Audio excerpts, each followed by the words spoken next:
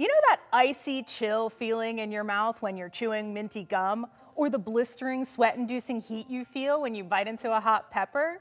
These foods aren't changing the actual temperature in your mouth. Instead, it's the chemical compounds within these foods triggering a reaction called chemesthesis. What is chemesthesis? It's basically your body's ability to sense chemical irritants. These strange sensations don't fit into what we know as the 5 basic tastes: bitter, salty, sour, sweet, and umami. But when you take chemesthesis into account, suddenly we begin to see that there's more to taste than just the basic 5. Let's go beyond the basics and expand our palates, or at least what we know about them. It's strange to think that spicy isn't listed as one of the basic 5 tastes because it is one of the most intense. But that spicy flavor comes from a mix of feeling heat and pain. Spicy foods are triggering the same receptors in your mouth that warn you that, something is burning! But don't worry, spicy foods will not damage your tongue. You might be sore after eating a really hot pepper, but you're not burning your taste buds off.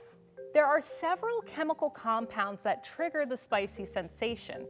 One of the most commonly known is capsaicin, which is found in chili peppers. Capsaicin is what makes your mouth feel like it's on fire. It's the reason our eyes water and why we begin to sweat, and the more capsaicin there is, the more intense that burning sensation. How much capsaicin is present can be measured by the Scoville scale. The higher the Scoville heat units, the more potent the pepper. Jalapeno peppers come in at about 2,500 to 8,000 Scoville units, while the habanero has been measured anywhere around 100,000 to 350,000, depending on which pepper you pick. For a while, the Carolina Reaper was one of the hottest peppers at around 2 million on the Scoville scale. But in recent years, the creator of the Carolina Reaper, Ed Curry, developed a new spicy beast known as Pepper X, which comes in at about 3.1 million Scoville units. The opposite of spicy, hot capsaicin would be the cool chill of menthol molecules present in peppermint. It's working almost the same way as capsaicin by activating our temperature sensors, but it's triggering a different receptor. Wherever menthol touches, it makes your cold receptors extra sensitive, tricking your brain into thinking your mouth is actually colder than it is. This is why your mouth feels cold and tingly after eating a mint. Capsaicin and menthol represent 2 forms of chemesthesis, but there are other reactions that cause strange tactile sensations. One of them is astringency. And astringent isn't just something that you use to dry your face and tighten your pores. It's also a flavor that similarly makes your mouth feel dry and tight. And that puckering astringency is caused by tannins, which can be found in certain fruits, teas, coffee, herbs, and wine, particularly in red wine. In fact, in the world of wine, the mouthfeel of tannins is a big part of wine tasting notes. So the next time you have a glass of wine and your mouth feels a bit dry and rough, you can sound really fancy by saying, "There are a lot of tannins in this wine." Carbon dioxide is what gives soda and other carbonated drinks their fizziness. And for a long time, people suspected that what we were sensing when we drank soda or a glass of champagne were just the tiny bubbles popping in our mouths, which is true to an extent, but there are other things happening simultaneously that hint that carbon dioxide is its own taste entirely. Research suggests that when we drink something with CO2, the taste receptors that are sensing the gas are the same receptors that respond to sour.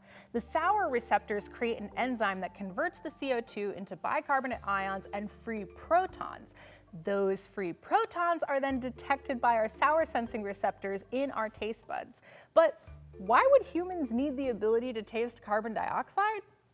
Science suggests that it might have to do with our evolution. Fermentation releases CO2, so our bodies, being the beautifully engineered machines that they are, needed the ability to taste when foods were going bad. Despite possibly being an evolutionary deterrent, fermented foods are very prominent throughout human history.